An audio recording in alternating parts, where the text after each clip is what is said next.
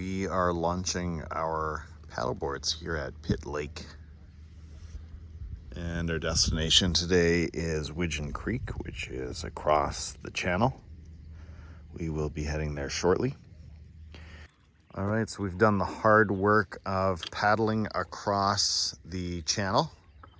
Took us about 10 minutes at the most. And now we are entering Widgeon Creek. And this is kind of a look at where we came. Edmund picking up the rear. One thing you'll immediately notice as you enter the creek is just the quiet that is here and the incredible bird song, because this is sort of a unique mix of marshland and forest. It's bird paradise. So this is us coming to the water at about 8:30. And you can pretty much count on these kinds of conditions if you come this early or earlier. Heading back in the afternoon, based on our experience, you can expect a lot more wind and wave resistance, but it's just gorgeous in the mornings.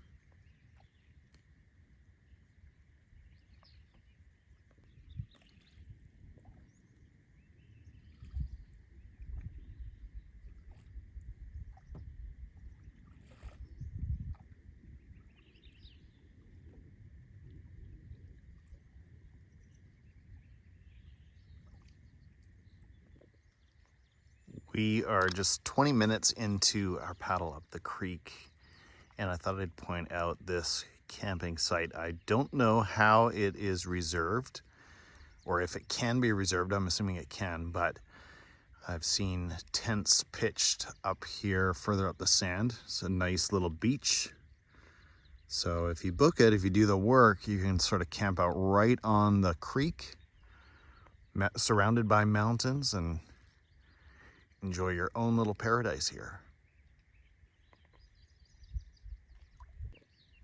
And another thing that's nice about the creek are these no propeller, no motor signs, meaning you're never going to be dealing with boat wake, which is more than can be said for some of the spots around the lower mainland, including, of course, any ocean venues that you're paddling in. So that is welcome. You'll notice that the water is not very deep in most parts, and it's pretty clear, especially in the sun. Pretty clean water.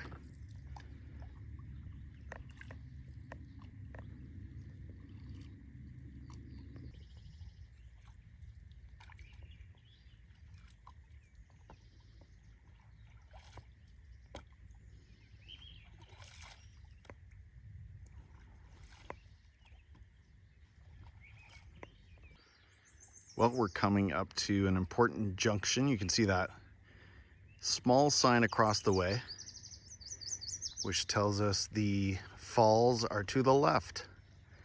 And I was going to point out this sandy beachhead, very shallow here and very sandy. Very good swimming hole if you're coming along and it's a particularly hot day. Makes a great place to just pull up your board and take a dip.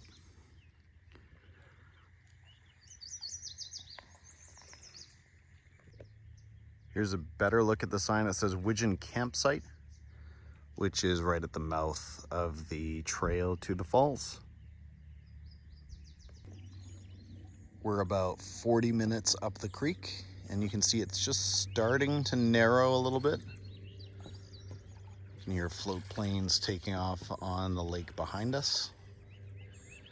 And we're pushing on toward the campsite and the hike to the falls. Hey, so you think Threads is gonna overtake Twitter anytime soon? Oh man, I'm not sure.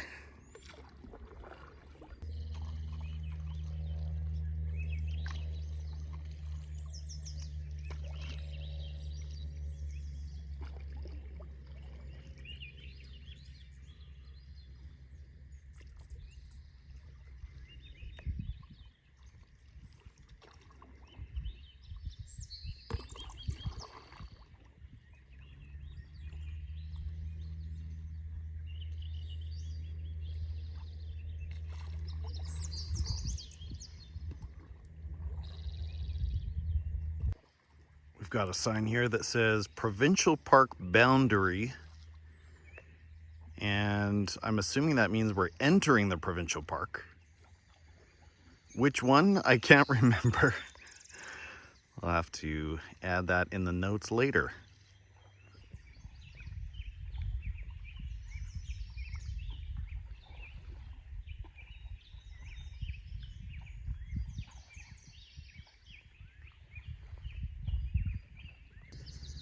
All right, I just saw a black bear cub halfway up a tree right in that area there. So I've cut back and I'm going to do one more drive-by and hopefully see a little bit more of the family. I don't think mom will come out here, but I'll keep my speed up just in case. All right, and about 2 minutes past that bear sighting, we've reached the trailhead for the falls, also the campsite. Time is 9:40, so we've been in the creek for about 70 minutes, paddling for about 80. So here's a bit of a sense of the beachhead, the trailhead, where you can grab a campsite, picnic table, garbage receptacles, some kind of a park road that we've seen parked vehicles on before. And I'll give you a bit of a sense of what the campsites look like. You can see they've carved this one right out of the bush, which is pretty nice. Got another one over here. Here are the boys unloading. You've got more sites back here. So you've got site marked 14 over there, another pad over there, and I know there are a bunch over this way. So pretty good campsite. I really need to find the name. There it is. Okay, let's check out the name and the details on the provincial park that we're in. So we are in Pinecone Burke Provincial Park, which is not a name that I use often, but basically what we did, if I can retrace our steps here, here is Widgeon Lake, here is Widgeon Creek,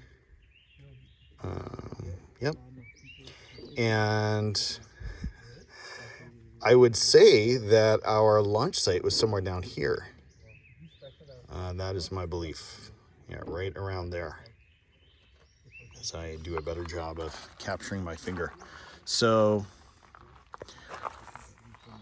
yeah, not the most informative, but it might be helpful to someone. So, there you have it. You can see another pad. This is, looks like a couple of people.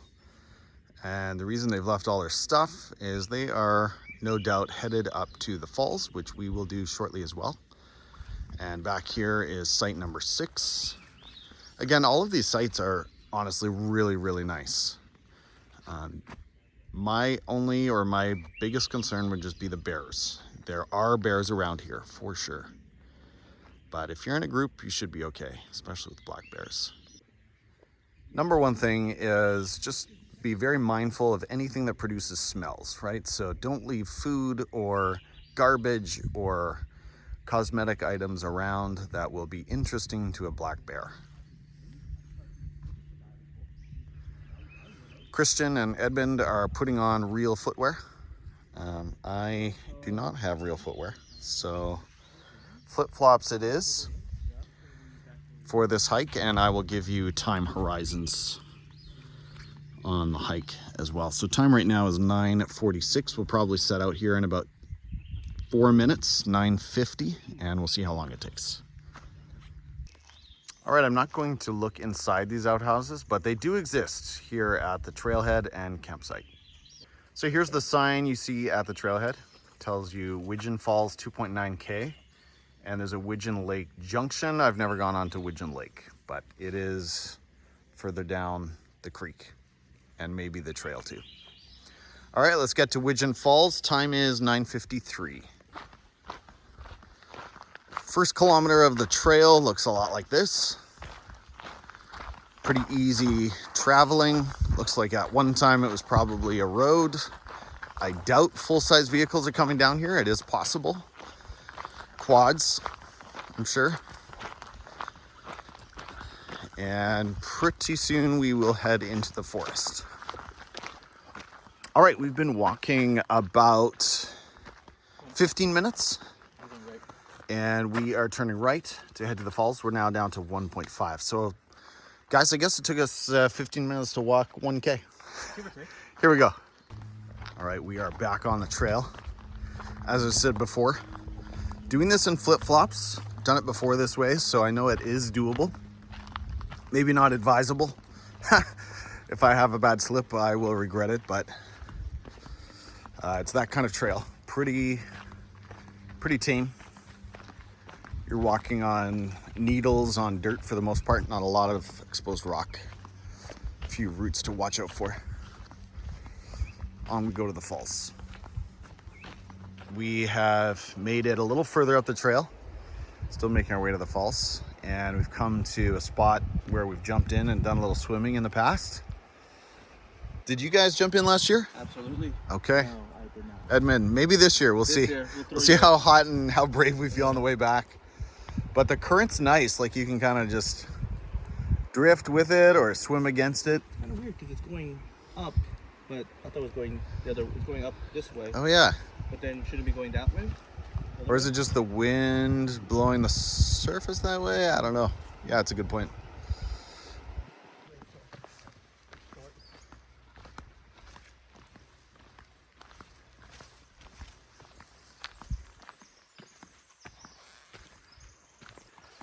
In case you're wondering about bugs, I'm going shirt-free style, and I don't think I've been bitten yet. So, pretty good deal so far. Nothing we can't handle. In fact, I don't even know if I've seen a mosquito so far. Maybe one or two. Seen a couple flies, but nothing too bad. Onward.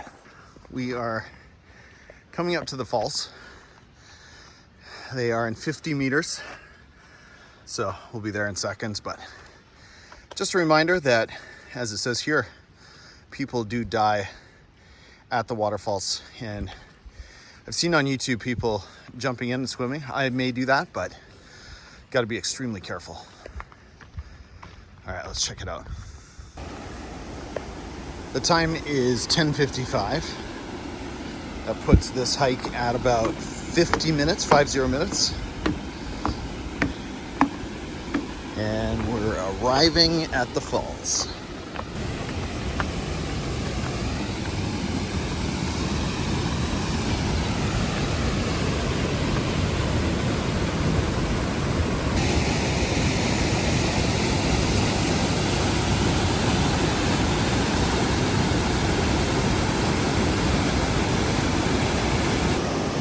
Once you get up above the falls, you've got this great area to just relax, kick your feet up, enjoy some food, chat with the boys. That's what's about to go down right here. Chris is having a nice little soak, nice little ice plunge. That'll wake the senses. Good job, Chris.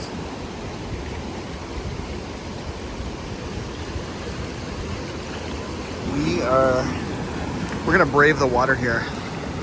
Saw Christian right down in it, so I'm gonna see if I can match that. Oof. As you might expect, that is very chilly. But we do have the sun in our favor. So anywhere that the water is a little shallower, it's not too bad. Now, if I wipe out here with my phone, I'm going to be a little disappointed with myself, but that's right, nature's cold tub. This feels pretty good.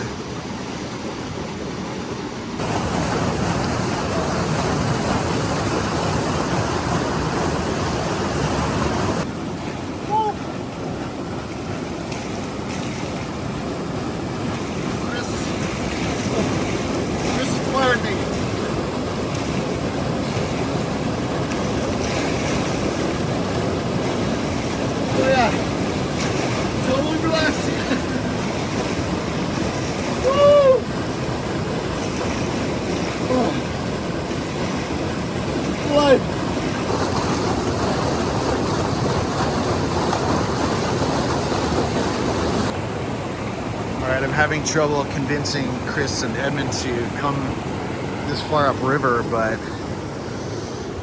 I gotta say this is really fun. Once your legs get used to the cold, it's actually not too bad. And I won't go too much farther. I know those guys are waiting, but I'm just going to point out here that if you've got a family, you've got a group, I mean, what a fun area to just sort of sit around and snack, and you're waist deep in the water. It's nice and calm. It's gorgeous. This is a really cool area. Oh, this is just paradise. I wish I could convince the other two guys to join me here, but like, this is refreshment off the charts. Really nice, really lovely.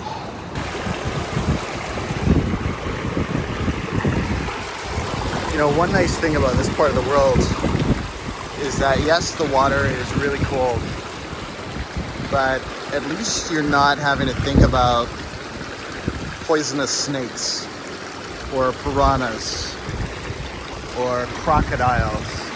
Like, there's not much in this water that could possibly hurt you other than twisting your ankle on a rock. So as long as I step carefully, God help me, I should be fine.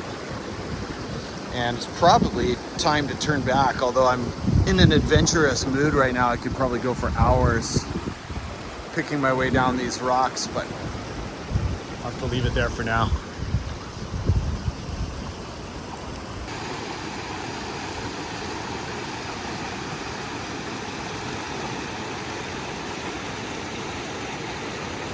I am sitting in one of the pools, and it really is about time we head back to the paddleboards. But before I say goodbye, I just want to get this final burst of refreshment. And as you can see, I'm sitting right in kind of an eddy. You do want to be careful because some people have died here being swept over the falls. I happen to believe that the water level is a little bit lower than it sometimes is, so the water's not as ferocious, it's not as intense as it might be. But at any rate, I've found a safe place to just relax and enjoy the force of the water and just the sheer refreshment. And I'm going to hop back on the trail shortly, but I hope this gives you a bit of a sense of Widgeon Falls. Normally I am a cliff jumping fan, and I'm not really afraid of the water in this area, but it's hard to tell how deep it is down there. It might only be like 2 or 3 feet between you and one of those boulders, so I wouldn't risk it without knowing a little more information. All right, so after a long and arduous hike, extremely demanding hike, it's really important to come and get some relief in the river. Our bodies are absolutely beaten by, again, I just can't overstate how difficult that hike was. So, whew. Now the real test, can I go head under the surface? Okay.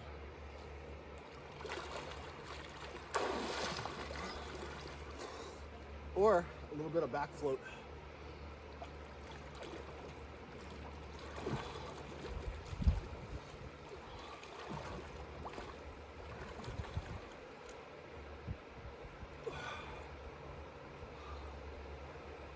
One more thing before I come out. Very quick pee break. The time is 12:40. We have finished the hike back. I should have taken more footage coming through the forest, but too much good conversation happening. Anyway, let's go see if our paddle boards are still here. Kind of relying on the code of the wilderness and assuming people will leave our stuff alone.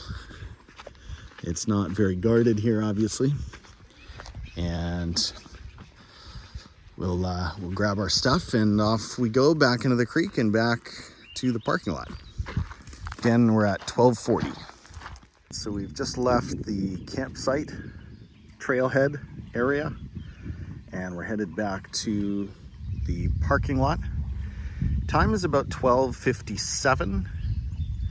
I'm going to estimate that it will take us about an hour and a quarter to get back, given that there's a bit of a breeze that's come up. So we should be back to the parking lot sometime around 2:15 to 2:30. Let's see how it goes, and hopefully there won't be too much wind that comes up over the lake, as can happen in the afternoons.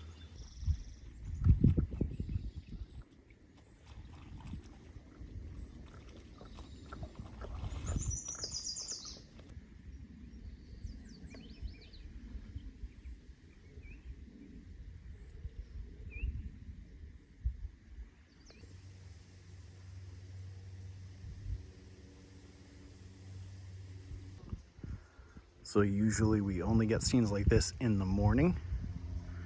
This is just spectacular overload here to get it on the way back, even with a bit of a breeze. Gorgeous.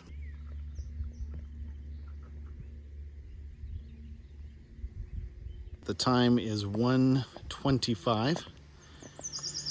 So about 30-35 minutes since we left the campsite, and we are back at the junction as evidenced by that little sign. So we are turning right here at the fork, seeing more people, and about to head into probably what I expect some more serious wind. So I think we're keeping up all right so far. We'll see what it can give us. The time is now 1:37 p.m. and you might remember our goal was somewhere around 2:15 to 2:30. I'm actually not turning the board, I'm getting blown, which brings me to my point about wind. So this headwind has not been too daunting. I would call it a comfortable, vigorous kind of a paddle, but if you're new to the sport or a little weak in the arms or a little low in the cardio, just keep it in mind. You might have a bit of a challenge on your hands getting back. So 1:37, we'll see how we do. Crossing the lake is coming after a few more turns. Okay, time is 1:50 and we've made it back to Pitt Lake. So we're sort of emerging from the mouth of Widgeon Creek. If there was any danger on this trip, this would be the place where you might encounter some. So this stretch can be a runway for float planes and a bit of a highway for motorboats if the timing is right. So you just have to keep your head up. It looks like today we don't have any whitecaps, hardly any waves to speak of. It might pick up a little bit in the middle, but it should be a pretty smooth paddle back to the cars, which we can see right over there. Well, we're about halfway across the lake and it's getting a little bumpy. So Edmund and I have gone to knees down. We'll be back in 5.